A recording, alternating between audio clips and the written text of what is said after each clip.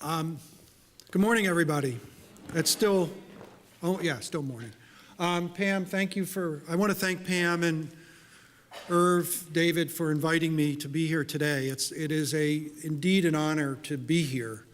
I don't know about you all, but that panel brought tears to my eyes. I mean, that was really an incredibly powerful, important presentation to film, and to hear the governor and Lloyd and Andy, it just is really amazing. And you know, one of the things that the governor said that I wrote down was, in the film, he said, it's a never-ending battle. And the other thing that he said that I just want to mention before I start is about somebody mentioned stick-to-itiveness, perseverance up in the back just a minute ago. You know, it's about all of us becoming champions, what I'll call champions of equity. We saw 3 champions of equity. And a champion of equity, when you're in this fight, the kinds of fight we're in, and that I'm going to be talking about, not just that's going on here in Mississippi, but in many states across the country, you have to be a champion of equity. We have to promote champions of equity, particularly in our legislators, among our lawmakers. And that means that you have to be, I think, repetitive was used, relentless, and perseverance. These are long, difficult struggles. I've been a civil rights lawyer for 30 plus years now, the last 20 working on enforcing education rights for kids. So we at the Education Law Center work solely on behalf of kids. We don't represent school districts or teacher unions or anything like that. We work mostly with you. And so I've been involved in New Jersey and New York and a number of states, involved in a lot of different states now on these equity fights around fair funding and enforcing kids' right to quality education. And these are ongoing battles that you have to strategically move step by step. And I think the film we saw was a prime example of how you kind of move it along inch by inch. And then eventually you might have a big breakthrough, and then you've got to redouble back and get back to work again. And that's kind of where we are, I think, in Mississippi now, right? You had the Reform Act, you had the formula, the costing out and the formula that's still on the books, that hasn't been funded. So this is the next iteration. We're all involved in what I would say is the next iteration of the work that the governor talked about. So I'm going to Pam asked me to put a little bit of Mississippi in a national perspective in terms of funding. And so I'm going to try to do that, talk a little bit about how to talk about school funding in ways that might connect to your school boards, your parents, your teachers, your community, talk to legislators about it, and kind of give you a little bit of a vision of where we need to go with respect to investing in public education. So I'll give it a try. So let's see here. How does this work? Okay. So when I've come to think about, through a lot of work in a lot of different states, about what's the sort of equation for inequity in our public schools. And this is basically it. When you boil it all down, this is really kind of a simple way of looking at it. And I want to underscore the backdrop of states. Education is the ultimate state's right. It has always been that way. When the U.S. Supreme Court decided San Antonio versus Rodriguez back in 1972 and basically said that there's no fundamental interest in education in the United States Constitution. Obviously, there's no right to education that's actually written in the United States Constitution. But when they decided that that case, they decided basically that the federal courts were off limits to dealing with matters of education policy. I mean, there's some exceptions to that with IDEA, federal law, you know, with the kids with disabilities and the like. But by and large, education is a state matter. So we don't have a national education system. We have 50 state education systems. And everything rests with the state. If you could take away one thing from what I say today, it's all the state's responsibility. The state is the ultimate guarantor of the educational rights of all Mississippi children, everywhere they are. All the money that's raised for education is controlled by the legislature, down the street. Whether the amount of money you raise off local property taxes, the amount of money you raise off state taxes, how much money is put in, they decide everything. So the ultimate focus, and districts are really creatures of the state, right? When you think about it, state-created districts. Now they're talking about creating charter schools. That's a form of governance that the legislatures decide to put in place as a way of delivering their responsibility to educate Mississippi children. So when you have state policy that has unfair funding, and you compound that now today by concentrated poverty in public schools, not just individual student poverty, but concentrated poverty in districts, schools, and states, that equals inadequate resources. If you don't have the money, you can't buy it. You can't pay the teachers, you can't get enough teachers, can't support a qualified workforce, you can't retain, attract, and support and build an effective teaching workforce. You can't provide the extra programs that English language learners need. You can't do reasonable class sizes. You can't maintain decent buildings. You don't have the extra programs that kids that are academically at risk need. You don't have full-day kindergarten, you don't have preschool, and on and on and on. So there's a bundle of essential resources that we have to get our minds around that are critical to giving kids a meaningful opportunity for a high-quality education or to meet whatever state standards the legislature is mandating that you all meet, right? Performance standards, accountability standards. They love to do that. They'll mandate everything, but no money, right? They'll set this tests, and it's the era of standards-based reform, right? So you get the assessments, the proficiency levels, and all of that, the accountability, so forth. The low-performing schools, turnaround schools, priority schools, focus schools, take your pick. If you don't have the resources, the essential resources that all kids have to have, that's a prescription of poor outcomes. One of the things that research is moving further, if you follow the research around financing of public education, there's been actually some very important research over the last 5 or 6 years connecting investments, funding investments in education with better outcomes. So the old conundrum that folks like Eric Hanushek and people like that would run around the country and talk about, which is money doesn't make any difference, money doesn't matter, is really being, it was always a silly argument anyway. Money obviously matters. If you don't have the money, you can't pay for what you need, right? But that argument is being blown away a lot by the new research saying that if you don't have fair funding, you don't have adequate funding, you don't have the essential resources, the outcomes are not going to be there. So let me walk you through a little bit. Well, the other thing I want to mention is, and you all know this, it's been talked about, is the growing challenge. And, I have to honor all of you because you're the folks in the trenches trying to deal with educating kids in very, very high need settings. We don't really, talking to legislators, really, somebody's talking about we got to talk to legislators, and the public. The public simply doesn't understand the challenges of getting kids to standard when you have very high concentrations of poor kids in schools and districts and states.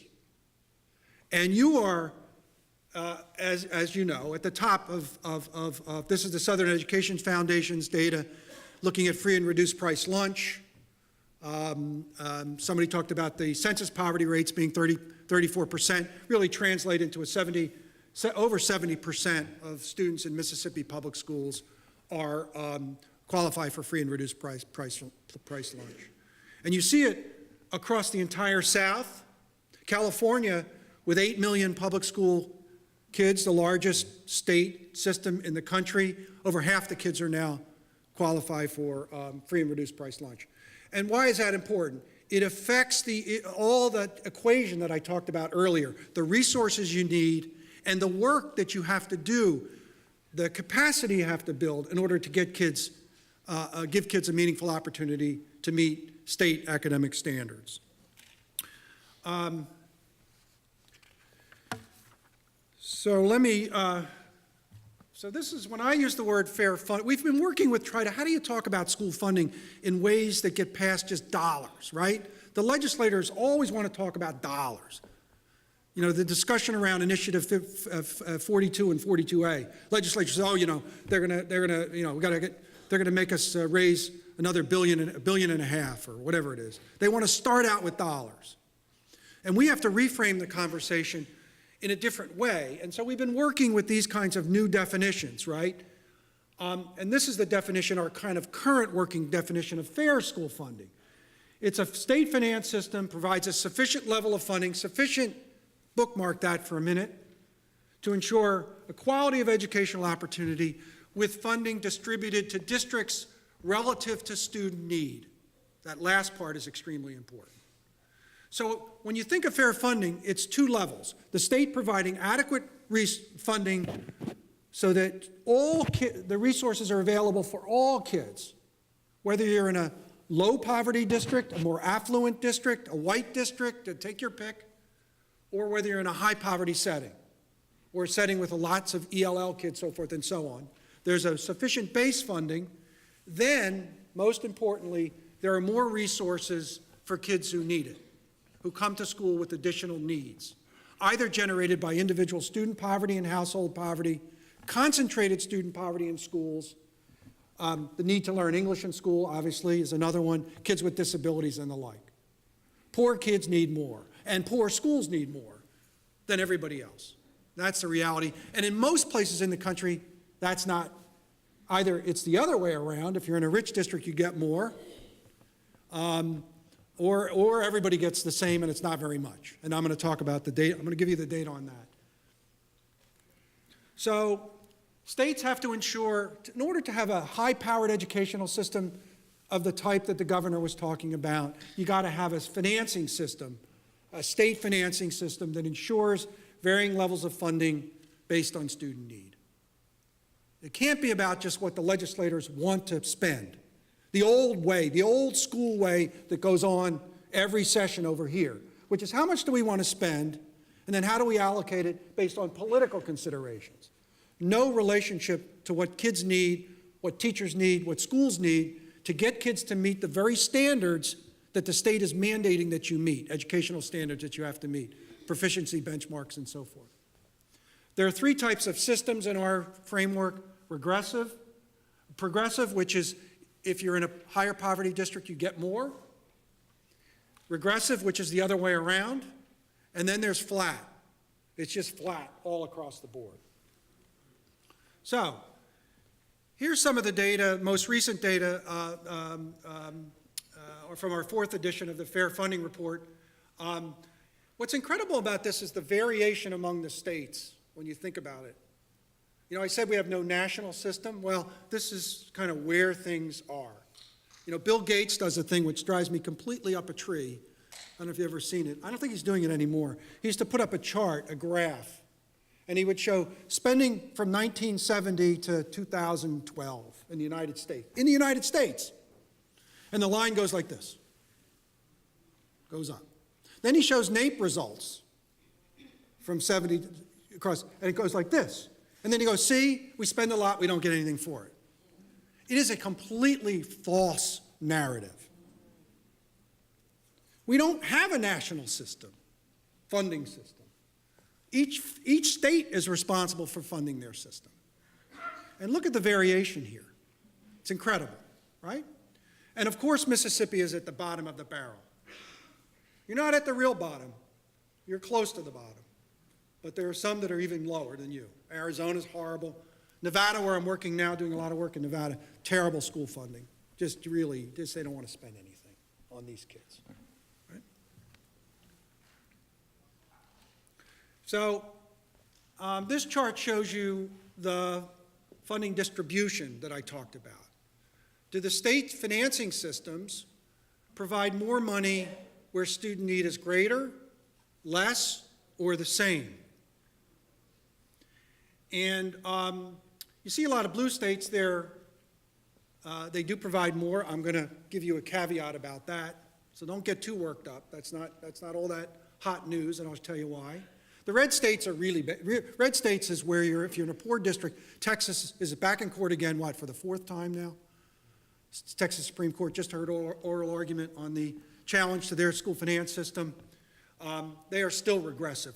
40 years after San Antonio versus Rodriguez, 40 years on, 4 court cases in state court, still regressive. Part of the problem in Texas is they'd have no state income tax. They don't raise enough broad-based state taxes. They could do it. They got plenty of money. They got plenty of revenue, fiscal capacity. Just looking at their state GDP, they could do it. They just don't want to do it.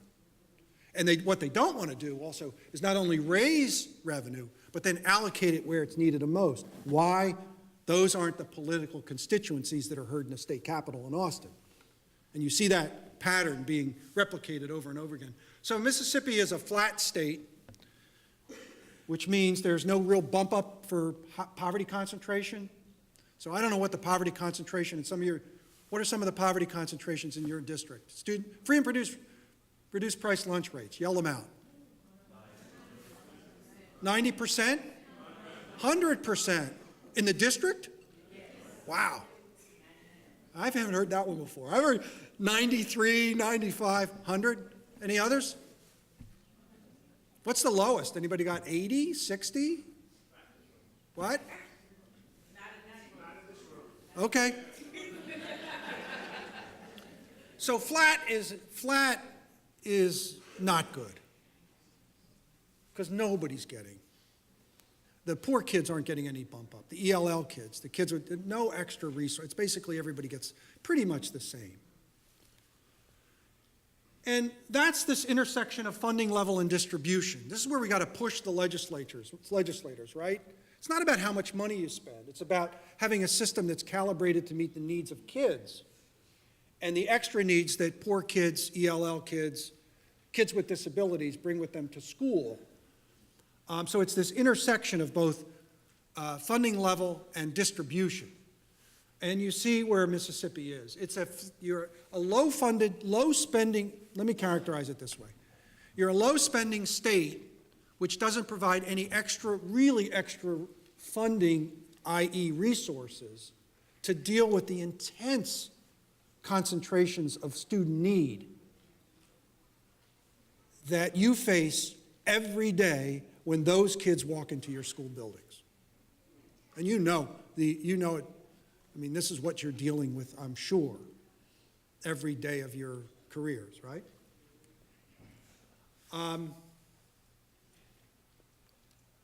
So you can have a progressive funding system, but they don't spend anything. So Utah is a good state example of that.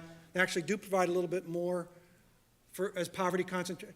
Tennessee let me use Tennessee since Irv's here, he worked in Memphis. Tennessee is a very low spending state, a little bit extra for concentrated poverty, but it's so low it really doesn't make any much difference. 2 lawsuits recently just filed in the state of Tennessee, going back to court, because the legislature's unwillingness to do anything about this. Now, you can be a high spending state and be regressive. New York is my favorite example. We just finished a school funding trial involving 8 upstate school districts in New York, Utica, Poughkeepsie, places like very poor places, isolated, not New York City. They don't really get a lot of attention. Underfunded, deeply underfunded.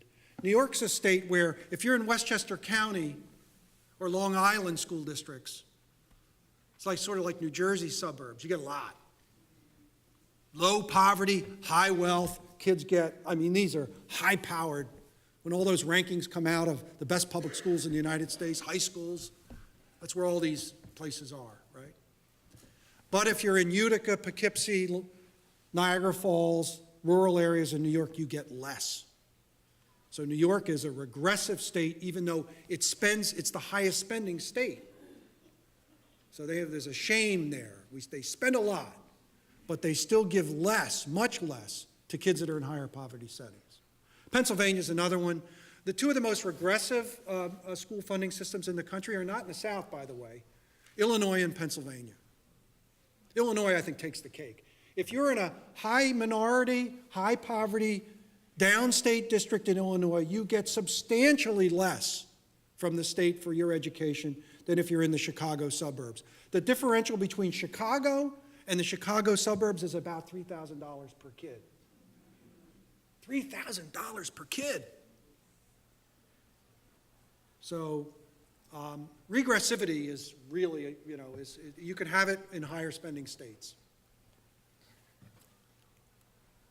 And we only have actually about 4 or 5 states where funding is both, in our view, sufficient and progressive. These are systems that have moved towards fairness. They still have issues, but they're the best examples of, the point of this is we know how to, we have states that actually have built fair systems. We know how to do this today in the era of standards-based education. And it turns out that these are states which are, the other point I want to make about all of this is that if you look at state performance on NAEP, the states that are the highest performing systems in the United States, on par with our global competitors, are the states that have fair funding. New Jersey, Massachusetts, these are generally high-powered systems that really perform at high levels, even for poor kids and for disadvantaged kids. And one of the features of it is these are states which have made the effort to build fairness into their systems. Oftentimes, as in New Jersey, as I well know, through court, the courts pushing the executive and legislative branches to do the right thing, Massachusetts too to some extent. But we do know how to do this. There are a few states that do actually have what we would consider to be fair school funding in the United States. So this is another way of looking at it. The green line is progressive, yellow line is regressive, and the red line is flat. And here's the Gulf Coast states. It's interesting to look at how you sit within your region. The states within your region, we group them this way, you could group them any other way you want. The states in your region are low spending and generally flat or regressive. Not much. These are all states that don't want to spend a lot on education and don't want to actually invest more in poor schools, in poor kids, in kids of color, in English language learners, and kids with disabilities, right? Texas is the double whammy, right? It goes, not only are they low spending, but if you're in a poor district, you get less. Interesting, a lot of these states are in court. South Carolina, the legislature is now dealing with a court order to fix their financing system. Florida, there's going to be a school finance trial starting in the spring. North Carolina is habitually in court. They don't seem to get anywhere, but they're in court a lot. So the whole region is kind of under-resourced in terms of public education. You're not an outlier from that point of view. And it's also, when you think about we do these national comparisons.